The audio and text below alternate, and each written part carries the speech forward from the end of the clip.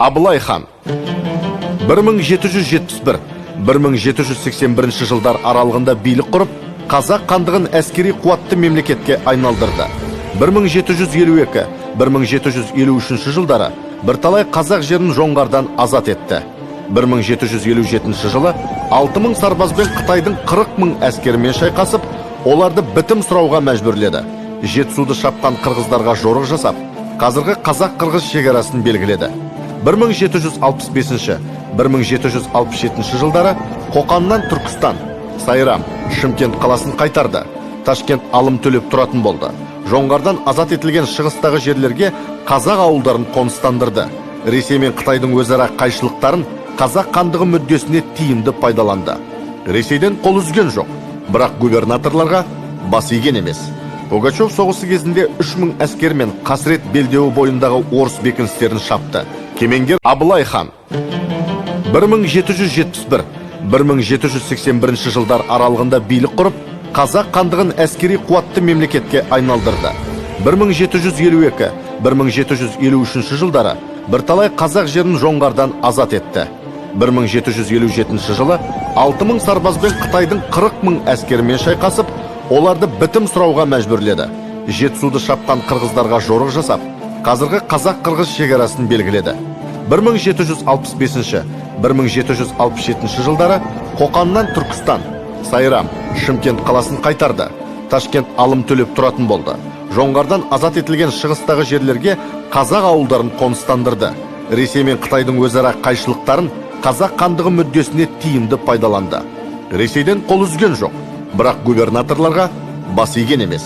Пугачев соғысы кезінде 3000 әскермен Қасірет белдеуі бойындағы орыс бекіністерін шапты.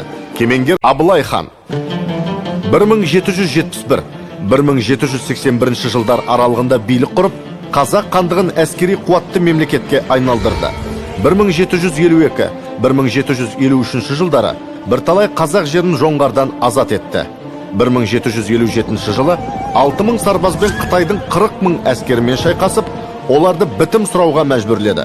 Жетісуды шапқан қырғыздарға жорық жасап, қазіргі қазақ-қырғыз шекарасын белгіледі. 1765-1767 жылдары Қоқаннан Түркістан, Сайрам, Шымкент қаласын қайтарды. Ташкент алым төлеп тұратын болды. Жоңғардан азат етілген шығыстағы жерлерге қазақ ауылдарын қоныстандырды. Ресей мен Қытайдың өзара қайшылықтарын қазақ хандығы мүддесіне тиімді пайдаланды. Ресейден қол үзген жоқ, бірақ губернаторларға бас иген емес. Пугачев соғысы кезінде 3000 әскермен Қасірет белдеуі бойындағы орыс бекіністерін шапты. Кемеңгер Абылай хан 1771-1781 жылдар аралығында билік құрып, қазақ хандығын әскери қуатты мемлекетке айналдырды.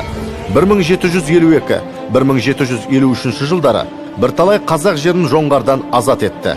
1757 жылы 6000 сарбазбен Қытайдың 40 000 әскерімен шайқасып, оларды бітім сұрауға мәжбүрледі. Жетісуды шапқан қырғыздарға жорық жасап, қазіргі қазақ-қырғыз шекарасын белгіледі. 1765-1767 жылдары Қоқаннан Түркістан, Сайрам, Шымкент қаласын қайтарды. Ташкент алым төлеп тұратын болды. Жоңғардан азат етілген шығыстағы жерлерге қазақ ауылдарын қоныстандырды. Ресей мен Қытайдың өзара қайшылықтарын қазақ хандығы мүддесіне тиімді пайдаланды. Ресейден қол үзген жоқ, бірақ губернаторларға бас иген емес. Пугачев соғысы кезінде 3000 әскермен Қасірет белдеуі бойындағы орыс бекіністерін шапты. Кемеңгер